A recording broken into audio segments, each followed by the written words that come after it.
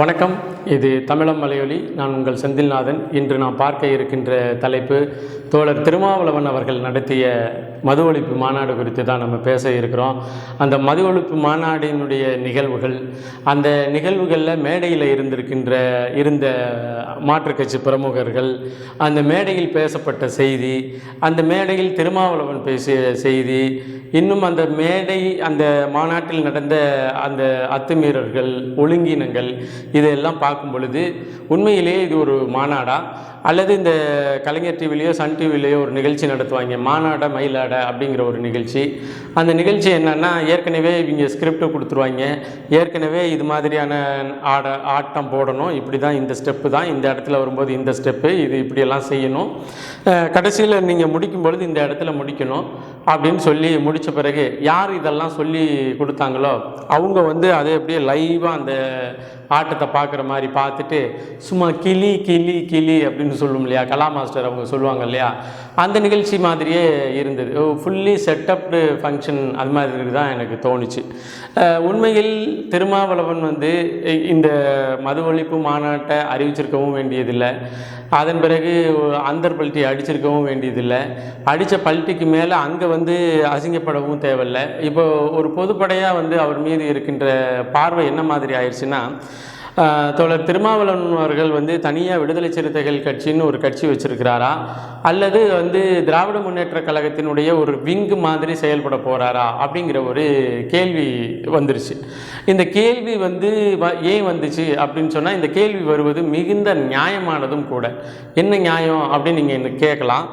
ஒரு முறை செய்தியாளர் சந்திப்பில் செய்தியாளர்கள் கேள்வி கேட்குறாங்க, இவர் பதில் சொல்லிக்கிட்டு இருக்கிறாரு. அப்போ திராவிட முன்னேற்ற கழகத்தை ஆட்கள் மாதிரி நீங்கள் நடந்துக்கிறீங்களேன்னு செய்தியாளர்கள் ஒரு செய்தியை சொன்னோன்னே ரொம்ப கோபமாயிருவார். என்னை எப்படி நீங்கள் திமுக காரன்னு சொல்லலாம், திமுக காரன்னு நீங்கள் எப்படி சொல்லலாம், எனக்கு அசிங்கமாக இருக்குது, அவமானமாக இருக்குது, இப்படிலாம் சொல்லிவிட்டு, திமுக காரங்கிறது அவ்வளோ அசிங்கம் அவமானம்னு நினைக்கிறேன், பட் அதில் தான் இவர் கூட்டணியில் இருக்கிறாரு, அப்படிலாம் சொல்லிவிட்டு பொங்கி எழுந்து வெளியில் வந்துட்டார். அதன் பிறகு இந்த மது ஒழிப்பு மாநாடு குறித்த அறிவிப்பு வருகிறது. அதன் பிறகு நான் அதிமுகவை அழைப்பேன் அப்படின்னு சொன்ன அறிவிப்பு வருகிறது. அதன் பிறகு நான் திராவிட முன்னேற்ற கழகத்தையும் அழைப்பேன் அப்படின்னு சொன்ன அறிவிப்பு வருகிறது. அதன் பிறகு பார்த்திங்கன்னா இதில் செய்திகளில் என்ன நடந்துச்சுன்னா, நான் திராவிட முன்னேற்ற கழகத்தையும் அழைப்பேன், இது மாதிரி ஒரு பெரிய சண்டைகள் ஓடிட்டு இருந்துக்கு. இதுக்கு இடையில் ஆதவ அர்ஜுன ரெட்டி ஒரு செய்தியை சொன்ன உடனேயே இவர் ரொம்ப காண்டாகி, இல்லை இது திராவிட முன்னேற்ற கழகமும் விடுதலை சிறுத்தைகள் கட்சியும் ஒரு தேர்தல் கூட்டணி கட்சி கிடையாது, ஒரு கொள்கை கூட்டணி கட்சி அப்படின்னு சொல்லிட்டாரு. அப்புறம் கட்சியெல்லாம் கொள்கைக்கு தானே வச்சுருப்பாங்க, இவங்க ஏன் ஒரே கொள்கையாக இருக்கின்ற ஒரு கட்சியில் ஒரே கொள்கைக்கு ஏன் ரெண்டு கட்சி, ஏன் கொள்கையை வச்சுக்கிட்டு கூட்டணி போடணும், ஒரே அணியாக இருந்துட வேண்டியதானே அப்படிங்கிற ஒரு கேள்வி கேட்டுக்கிட்டு இருக்கும் பொழுது தான் இந்த மாநாடு வந்துருச்சு. இந்த மாநாட்டில் திராவிட முன்னேற்ற கழகத்தினுடைய அமைப்பு செயலாளர் அவர் கலந்துக்கிட்டார். அப்புறம் சில கட்சி தலைவர்கள்னு சொல்ல முடியாது, கலந்துக்கிட்டாங்கன்னு வச்சுக்கோங்களேன். இந்த மாநாட்டு மேடையில் பார்த்திங்கன்னா மிகப்பெரிய சுவாரஸ்யமான சம்பவங்கள்லாம் இருந்துச்சு. அதில் முதல் சுவாரஸ்யமான சம்பவம் அப்படி என்னென்னா, புத்தர் படத்தை மேலே வச்சுருந்தாங்க. புத்தர் படத்தை வச்சு தான் விடுதலை சிறுத்தைகள் கட்சியினுடைய மகளிர் பாசறை நடத்துகின்ற மாநில மது ஒழிப்பு மாநாடு அப்படின்னு அதில் கௌதம புத்தரை வச்சுருந்தாங்க. விடுதலை சிறுத்தைகள் கட்சிக்கும் கௌதம புத்தருக்கும் என்ன சம்பந்தம் அப்படிங்கிறது தெரியல. கூடுதலாக இந்த மது ஒழிப்பு மாநாட்டிற்கும் அல்லது மது ஒழிப்பு பிரச்சாரத்துக்கும் இந்த புத்தருக்கும் என்ன சம்பந்தம்னு தெரியல. ஒரு பக்கம் சிங்களர்கள் பௌத்தத்தை தழுவி சிங்களர்கள் தங்களுடைய இஷ்ட தெய்வமாக, அதாவது பௌத்தம் என்கின்ற அந்த கட்டளைகள்லாம் மீறி போய் ஒரு கடவுள் மாதிரி பார்க்க வேண்டிய சூழலில் அவங்க இன்றைக்கி இருக்கிறானுங்க. இங்கே ஏதோ ஒரு காலத்தில் இல்லாமல் போன அல்லது மதங்களுக்குள் நடந்த சண்டையில் அப்படியே ஓடி போன புத்த மதத்தை எடுத்துகிட்டு தன்னுடைய இலட்சினையாக வைத்திருக்கிறது என்ன மாதிரியான ரகம் அப்படின்னு தெரியல. இது எல்லாமே ஒரு இன்டர்நேஷ்னல் செட்டப் அப்படிங்கிறத மட்டும் நீங்கள் புரிஞ்சுக்கணும். இன்டர்நேஷ்னல் செட்டப் அப்படிங்கிறதுக்கு என்ன காரணங்கிறதெல்லாம் நம்ம இன்னொரு காணொளி பதிவுள்ள கூட நம்ம விரிவாக பேசுவோம். இங்கே வந்து மது ஒழிப்பு மாநாட்டிற்கும் மது ஒழிப்பு பிரச்சாரத்துக்கும், அதுவும் மகளிர் பாசறையினுடைய மது ஒழிப்பு பிரச்சாரத்திற்கும் கௌதம புத்தருக்கும் என்னடா தொடர்பு அப்படிங்கிறத மாநாட்டு மேடையில் அவங்க வச்சுருந்ததுக்கான காரணமும் சொல்லலை, மாநாட்டை நடத்தின திருமாவளவனும் சொல்லலை, என்ன காரணமும் சொல்லலை. சரி, அடுத்து வருவோம். மாநாட்டில் வந்து பெரிய தலைவர்கள் காரல் மார்க்ஸு அது இதுன்னெல்லாம் வச்சுருந்த அந்த காலகட்டத்தில், அந்த நேரத்தில் இவர் ராஜாஜியினுடைய படங்களும் வைக்கப்பட்டிருந்துச்சு. ஒரு ஆள் ரெஃப்ளெக்ஸில் ராஜாஜி படமும் வைக்கப்பட்டிருந்துச்சு. சரி, அவர் கௌதம புத்தர் தான் காலத்தில் முற்பட்டவர். இவங்க வந்து அதாவது அண்ணல் அம்பேத்கர் வந்து கௌதம புத்தரை ஏற்றுக்கிட்டார் கடைசி காலத்தில்ங்கிறதுனால, இவங்க அம்பேத்கரை ஏற்றுக்கிறதுனால இவருங்க புத்தரை கொண்டுட்டு வந்து வச்சுட்டாங்களோ அப்படிங்கிற ஒரு ஸ்ட்ரைட்டான திங்கிங் கூட வந்திருக்கலாம். அது வேற ஒரு காரணம் வச்சுருக்குறாங்க, அது வேற விஷயம். அது குறித்து நம்ம அப்புறம் பேசுவோம். இது வச்சுட்டு ராஜாஜியை எதற்காக மது ஒழிப்பு மாநாட்டில் வைக்கணும் அப்படிங்கிற ஒரு கேள்வி எல்லாருக்கிட்டையும் மிக வலிமையாக எழுந்திருக்கு. நான் என்ன சொல்கிறேன்னா, இதில் வந்து திராவிட முன்னேற்ற கழகம் இங்கே பாருங்கள், திராவிட முன்னேற்ற கழகத்தினுடைய கூட்டணி கட்சியில் இருந்துக்கிட்டு நீங்கள் வந்து மது ஒழிப்பு பிரச்சாரத்தில் ராஜாஜியினுடைய படத்தை வைக்கலாமா, அவர் ஆரிய பிராமணர் தெரியாதா, அவர் அப்படி தெரியாதா அப்படின்னு ஒரு திராவிட முன்னேற்ற கழகத்தினுடைய உடன்பிறப்புகளும் பேசுவதற்கு அருகதையற்றவர்கள். ஏன் என்றால் இவர்கள் முதலில் ஆரியத்தை எதிர்க்கிறோம் என்ற பெயரில் கட்சியை தொடங்கி ஆரியத்தினுடைய சாயலில் ஆரியத்தினுடைய கூட்டணியில் தான் முதல்ல இவங்க ஆட்சி அதிகாரத்துக்கு வர்றாங்க. அதனால் வந்து இவங்களுக்கு திராவிட முன்னேற்ற கழகத்திற்கு இது குறித்தோ திருமாவளவன் வந்து ராஜாஜி அவர்கள் படத்தை மது ஒழிப்பு மாநாட்டில் வைத்தது குறித்து பேசுவதற்கோ எந்த அருகதையும் இல்லை. ஆனால் பேசுகிறவங்க பேசும் பொழுது இவர் வந்து பதில் சொல்லியே ஆகணும். என்ன காரணத்திற்காக திருமாவளவன் அவர்கள் ராஜாஜி அவர்களினுடைய படத்தை மது ஒழிப்பு மாநாட்டில் வச்சார்? அவர் மது ஒழிப்பை கொண்டு வந்தாரா, அல்ல மது ஒழிப்பை வந்து அமுல்படுத்தினாரா, அல்லது மது ஒழிப்பு செய்கின்றவர்களை, மது ஒழிப்பு பிரச்சாரம் செய்கிறவர்களுக்கு ஆதரவாக ஆரிய பிராமண கூட்டங்கள் நடந்துக்குதா? அந்த ஆரிய பிராமண கூட்டங்களினுடைய ரெப்ரசன்டேஷனாக ராஜாஜி படத்தை வைக்கிறோமா அப்படின்னு சொல்லணும். இதெல்லாம் சொல்லலை. இது ஒரு புறம் இருக்க, நடந்த மாநாடுங்கிறது வந்து மிகப்பெரிய அத்துமீறல் அது கூட தான் நடந்திருக்கு. ஏன்னா ஒரு பெண் காவலரை ஆண் விடுதலை சிறுத்தைகளை சேர்ந்தவர்கள் தாக்கி தன்னுடைய அந்த வாகனம் வருகின்ற வழியில் இழுத்து ஒரு ஓரத்தில் தள்ளுகின்ற காட்சிகள் எல்லாம் நம்மால் பார்க்க முடியுது. அப்போது விடுதலை சிறுத்தைகள் வந்து இந்த செயல்களில் ஈடுபடுறத எப்படி அந்த கட்சியினுடைய தலைமை பார்த்து கொண்டு இருக்கின்றது என்ன அப்படின்னு தெரியல.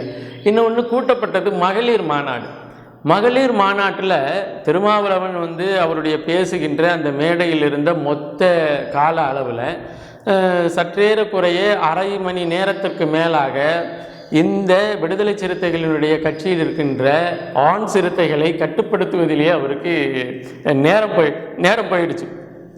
பலமுறை ஒலியை வாங்கி நீங்கள் இங்கே வராதிங்க, அங்கே போகாதீங்க, அத்துமீறலில் ஈடுபடாதீங்க, கடைசியில் மேடையை நோக்கி வந்து மேடையிலேருந்து பவுன்சர்களை வச்சு தள்ளி, அதன் பிறகு அதுவும் ஓயாமல் காவல்துறையினரை வச்சு தள்ளி ரணகலமாகி அதுக்கு தான் வந்து திணறிய திருமா அப்படின்றதெல்லாம் நம்ம சொல்லணும்னு நினச்சது.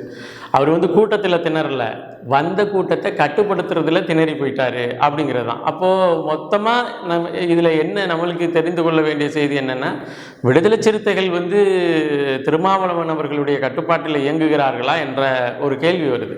அடுத்தது வருவோம். மேடையில் இருந்து பேசியவர்களுடைய பேச்சு மிக மிக மிக மிக இந்த மாநாட்டினுடைய நகைச்சுவையினுடைய உச்சமாக பார்க்கப்பட்டது.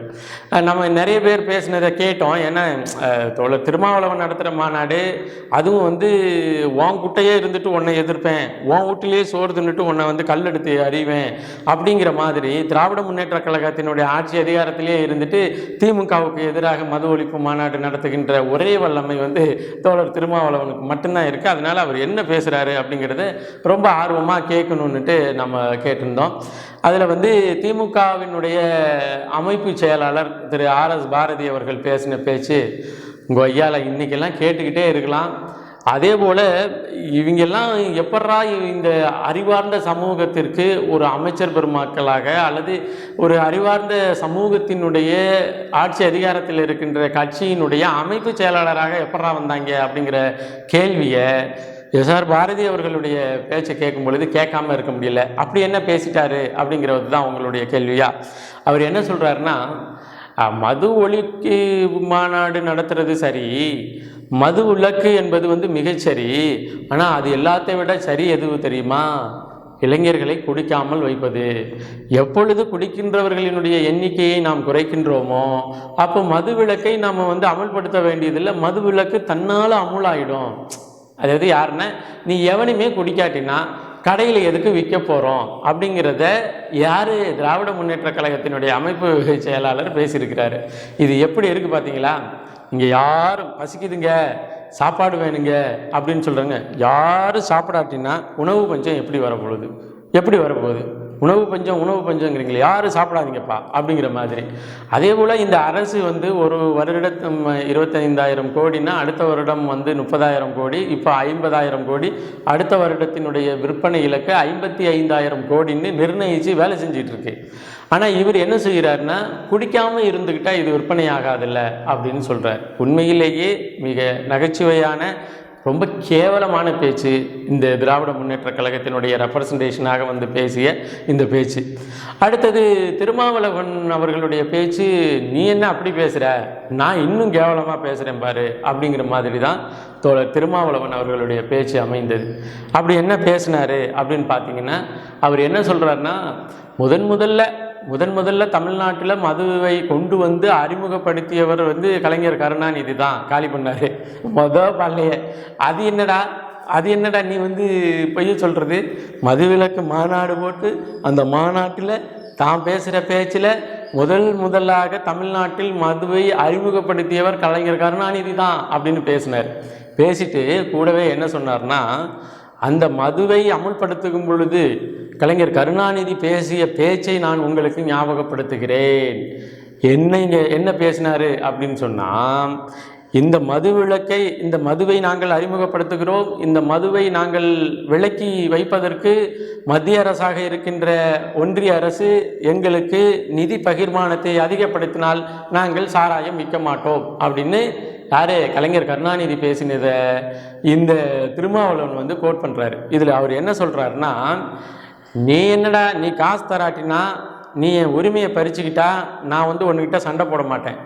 என் உரிமையை நீ அடக வச்சுக்கிட்டு எனக்கு கொடுக்க வேண்டிய காசை நீ வச்சுக்கிட்டீன்னா நான் உன்கிட்ட கேட்க மாட்டேன், சண்டை போட மாட்டேன், என்னுடைய மாநில உரிமை குறித்தெல்லாம் பேச மாட்டேன். நான் என்ன பண்ணுவேன்னா திருட்டு தொழில் செய்வேன், நான் என்ன செய்வேன்னா கஞ்சா தொழில் செய்வேன், நான் என்ன செய்வேன்னா இந்த பிராந்தியை விற்பேன், கள்ள மார்க்கெட்டில் விற்பேன், இது மூலமாக வருகின்ற வருவாயை எடுத்துக்கொண்டு நான் வாழ்வேன், நீ கொடுத்தா கொடுக்காட்டினப்போ. இந்த டோன் தான் அந்த பேச்சில் இருந்தது.